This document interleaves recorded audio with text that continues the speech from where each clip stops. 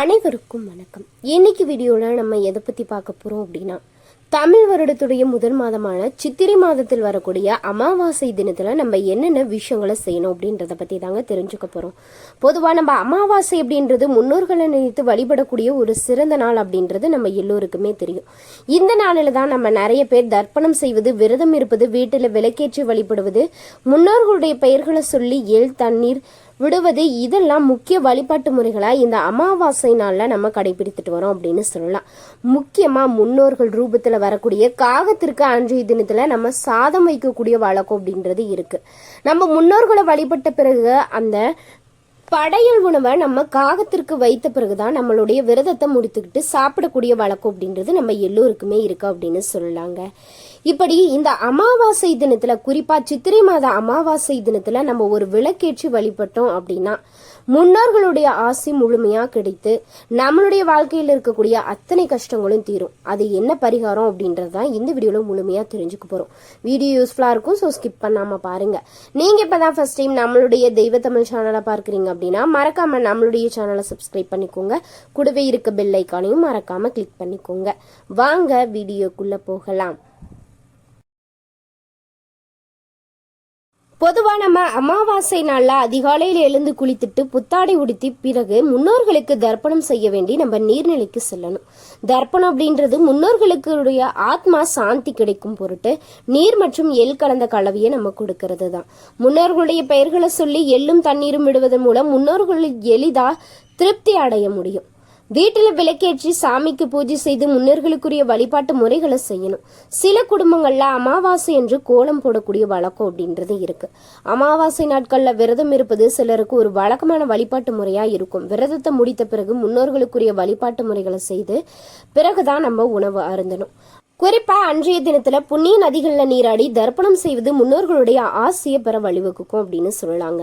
முன்னோர்களை நினைத்து அவங்க ஆசை பெறுவதற்கும் பாவங்கள் நீங்கி புண்ணியம் சேர்வதற்கும் ஒரு நல்ல வழிபாட்டு முறையா இந்த அமாவாசை நாள் பார்க்கப்படுது அப்படின்னு சொல்லலாம். இதை எல்லாத்தையும் தாண்டி நம்ம பூஜை அறையில அன்றைய தினத்துல என்ன விளக்கேற்றி வழிபட்டோம் அப்படின்னா நம்மளுடைய வாழ்க்கையில் இருக்கக்கூடிய அத்தனை கஷ்டங்களையும் நம்மளுடைய முன்னோர்கள் போக்குவாங்க அப்படின்றதுக்கான முழுமையான தகவலை தொடர்ந்து தெரிஞ்சுக்கலாம். பொதுவாகவே நிறைய பேர் இந்த அமாவாசை நாட்களில் எந்த ஒரு நல்ல காரியத்தையுமே செய்யக்கூடாது அப்படின்னு நினச்சிட்டு இருப்போம் அப்படின்னு சொல்லுவாங்க. இதற்கு காரணம் என்ன அப்படின்னா, நம்மளுடைய நிலவு ஒளியானது முழுமையாக மறைஞ்சிருக்கும். மனோகாரகனான நிலவு வெளிச்சம் இல்லாத சமயத்துல நம்மளுடைய மனது குழப்ப நிலையில இருக்கும் அப்படின்னு சொல்லப்படுறாங்க. ஆனா இந்த அமாவாசை இருட்டுல நம்மளுடைய பிரச்சனைகளுக்கு தீர்வு காண ஒரு பரிகாரத்தையும் நம்மளுடைய முன்னோர்கள் சொல்லிட்டு தான் போயிருக்காங்க.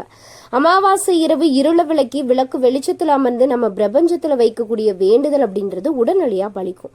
அதுக்கு நம்ம அமாவாசை இரவு ஒரு விளக்கை ஏற்றி வைத்து நம்மளுடைய பிரச்சனைகளை சொல்லி இறைவனிடம் முறையிடணும். அமாவாசை இரவு ஏற்ற வேண்டிய அந்த விளக்கை பற்றி நிறைய தகவலை தான் நம்ம தெரிஞ்சுக்க போறோம். இந்த அமாவாசை பரிகாரத்தை செய்யணும் அப்படின்னா நீங்க மாலை 6 மணியிலிருந்து 8 மணிக்குள்ளார இந்த விஷயத்தெல்லாம் நீங்க செய்யணும். இந்த விளக்கை இன்று இரவு, அதாவது அமாவாசை இரவு நீங்க இந்த விளக்கை நீங்க தீபம் ஏற்றி வைக்கணும். எப்போ தீபம் ஏற்றணும் அப்படின்னா மாலை 6 மணிலிருந்து 8 மணிக்குள்ள ஏற்றணும். அப்படி இல்லைன்னா 8 மணிக்கு மேல 11 மணிக்குள்ள இந்த தீபத்தை நீங்க ஏற்றணும். அன்றைய தினம் அமாவாசை வழிபாடு அப்படின்றத நீங்க செய்யணுங்க. அமாவாசை திதி இருப்பது ரொம்ப குறிப்பிடத்தக்க ஒரு விஷயம். அன்னைக்கு இரவு விளக்கேற்ற என்னென்ன பொருட்கள் வேண்டும் அப்படின்னு நம்ம ஃபர்ஸ்ட் தெரிஞ்சுக்கலாம்.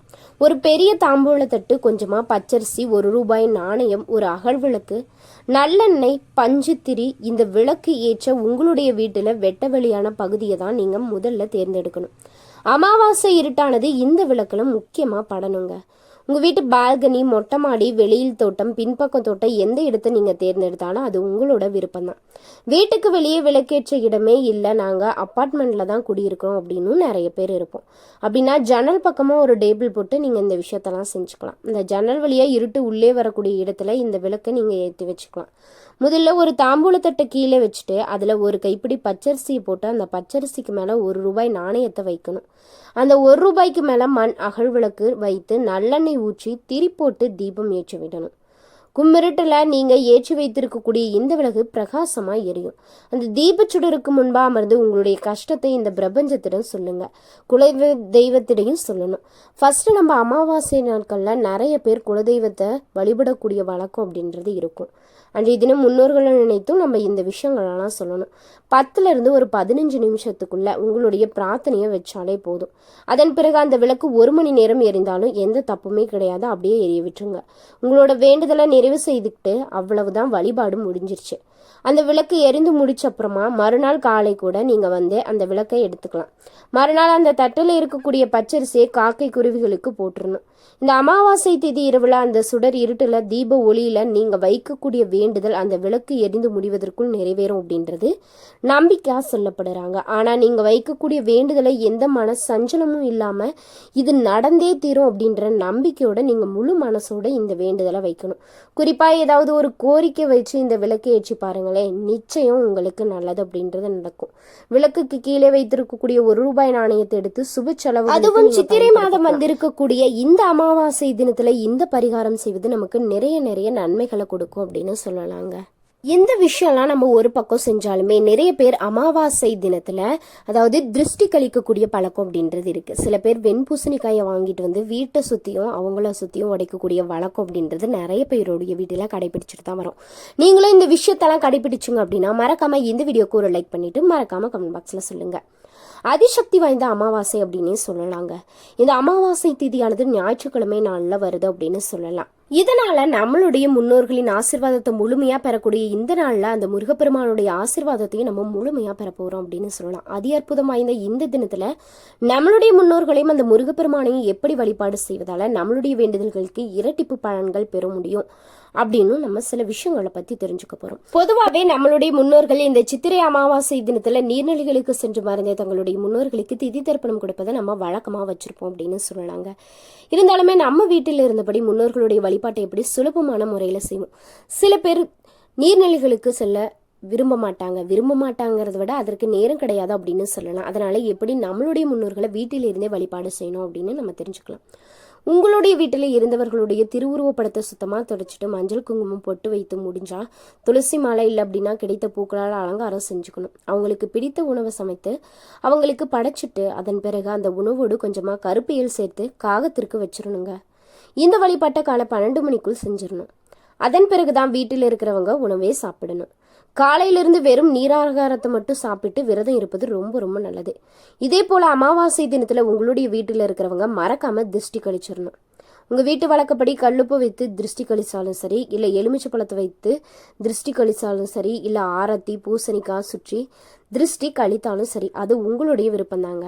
ஆனா வீட்டில் இருக்கிறவங்க உங்களுடைய வீட்டிற்கும் அன்றைய தினம் திருஷ்டி கழிக்கும் போது கண் திருஷ்டி முழுமையா நீங்கிடணும் அப்படின்றது குறிப்பிடத்தக்க ஒரு விஷயம் அப்படின்னு சொல்லலாம். அன்றைய தினம் முழுவதும் அதாவது அன்றைய தினம் காலை வேளையில அமாவாசை வழிபாட்டினை முடிச்சுட்டு மாலை முருகப்பெருமான வேண்டி உங்களுடைய வீட்டில் ஒரு தீபத்தை ஏற்றி வச்சுட்டு முருகப்பெருமானுக்கு உங்களால் முடிந்த ஏதாவது ஒரு பிரசாதத்தை வைத்து உங்கள் வீட்டில் இருக்கக்கூடிய கஷ்டங்கள் முழுமையா நீங்கணும் அப்படின்னு நீங்க பிரார்த்தனை செஞ்சுக்கலாம். இதோட உங்களோட குலதெய்வத்தை நினைத்துமே நீங்க வழிபட மறக்கவே கூடாதுங்க.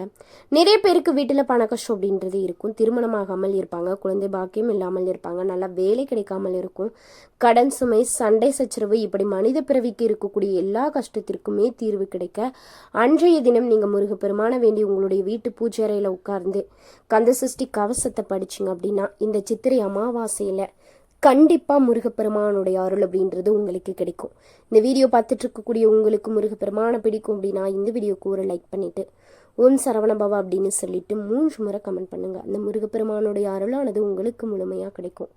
கந்த சஷ்டி கவசத்தை படிக்க முடியாதவங்க அது உங்களுடைய வீட்டுல ஒலிக்க செய்து அந்த கந்த சஷ்டி கவசம் முழுவதும் முடிகிற வரைக்குமே பூஜை அறையில உட்கார்ந்துக்கிட்டு முருகப்பெருமானிடம் வேண்டுதல் வச்சுக்கிட்டு நீங்க வைத்த வேண்டுதல் நிச்சயமா நிறைவேறும். அந்த முருகப்பெருமானின் அருள் முழுமையா உங்களுக்கு கிடைக்கும்.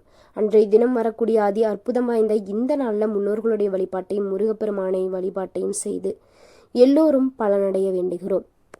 இன்னைக்கு நம்ம இந்த வீடியோ பதிவுல சித்திரை மாதம் வரக்கூடிய இந்த அமாவாசை தினத்துல நம்ம அமாவாசை இரவு என்ன தீபம் ஏற்றினா நம்மளுடைய வாழ்க்கையில் இருக்கக்கூடிய அத்தனை கஷ்டங்களும் மறையும்.